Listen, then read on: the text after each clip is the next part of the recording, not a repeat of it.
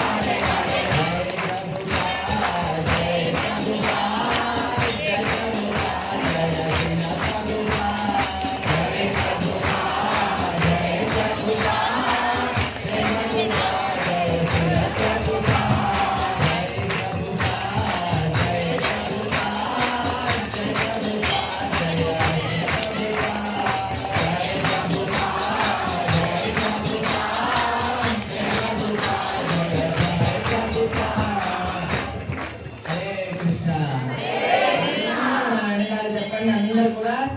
నీలాచల నివాసాయ నీలాచల నివాసాయ నీలాచల నివాసాయ నీలాచల నివాసాయ నిత్యాయ పరమాత్మనే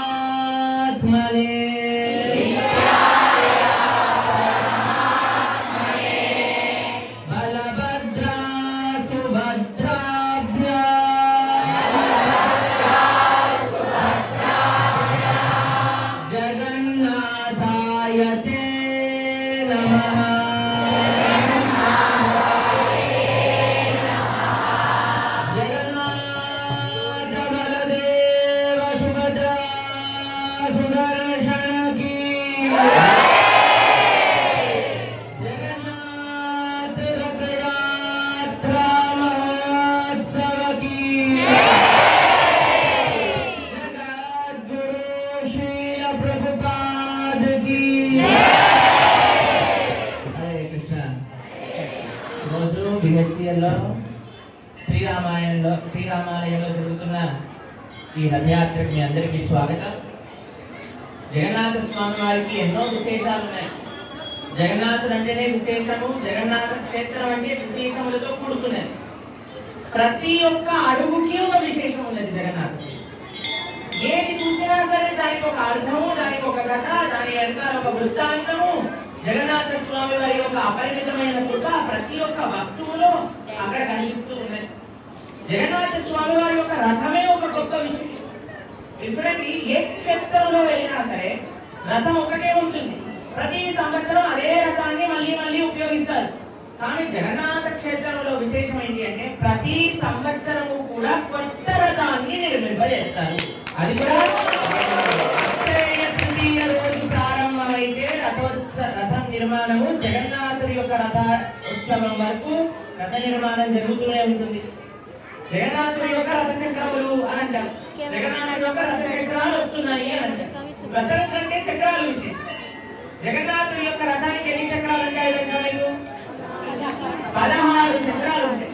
16 ఎందుకుంటాయి అంటే భగవంతుడు పరిపూర్ణ గుణ సంపన్నుడు అని అంటారు. రామచంద్రమూర్తి యొక్క గుణాలు చెప్తూ వాల్మీకి మహర్షి 16 మంచి లక్షణములు పరిపూర్ణంగా కలిగిన వాడు రామచంద్రుడు అని అంటారు. రాముడు కృష్ణుడు ఒకటే కదండి, కృష్ణుడికి కూడా 16 మంచి లక్షణములు పరిపూర్ణంగా కలిగి ఉన్నాయి. కాబట్టి స్వామికి 16 గుణాలకి ప్రతీకగా 16 రథచక్రాలు జగన్నాథ స్వామికి. బలభద్రుడికి ఎన్ని రథచక్రాలు ఉన్నాయి? 14 రథచక్రాలు బలరాముడికి ఉన్నాయి. ఎందుకు బలరాముడికి 14 రథచక్రములు తెలుసా మీకు? ఎందుకంటే 14 భువనాలను కూడా బలరాముడు తన శిరస్సు పైన ఆదిశేషుడిగా ధరిస్తాడు కాబట్టి. మనకి 14 ఊర్ధ్వలోకములు, 7 ఊర్ధ్వలోకములు, 7 అధోలోకములు ఉన్నాయి. మొత్తం కలిపి 14 భువనములు. భువర్లోక, స్వర్లోక, మహోలోక, జనోలోక, తపోలోక, సత్యలోక. అతల, వితల, సుతల, తలాతల, మహాతల, రసాతల, పాతాల అన్ని కలిపి 14.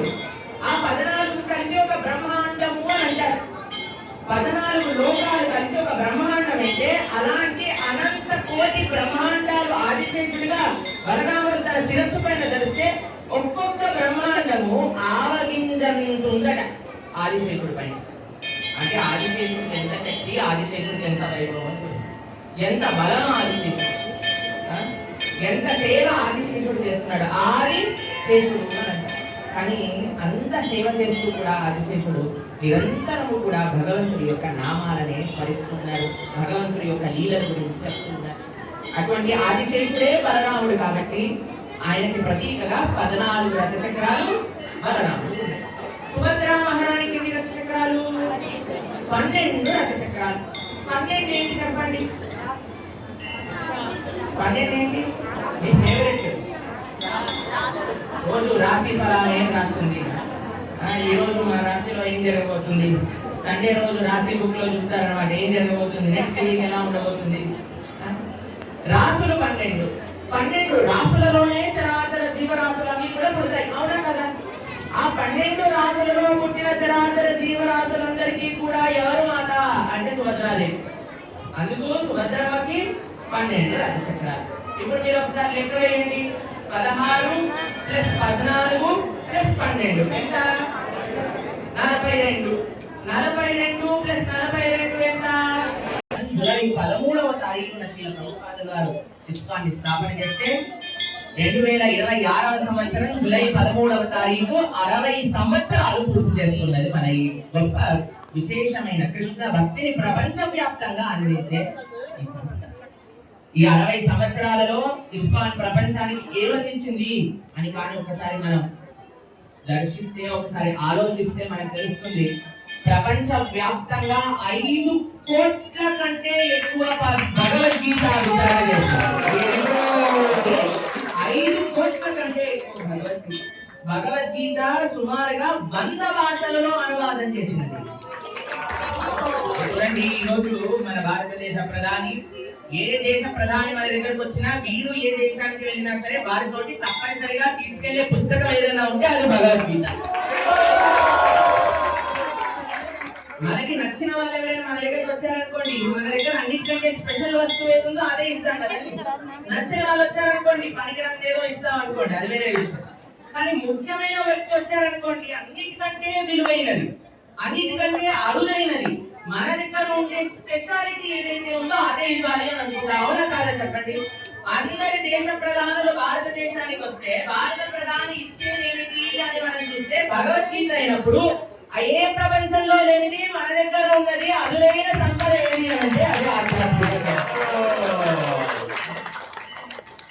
కాబట్టి మనము మన భగవద్గీతను చదువుకొని, మనం మన భాగవతాన్ని చదువుకొని, మనము జగన్నాథ స్వామి వారి యొక్క రథయాత్ర భారతదేశంలో BHCL లో చేసుకోవడం పెద్ద ఆశ్చర్యకరమైన విషయం కాదు. ఎందుకో చెప్పిన ప్రపంచ వ్యాప్తంగా ఇస్కాన్ ద్వారా 1000 రథయాత్రలు ప్రతి సంవత్సరం జరుగుతున్నాయి.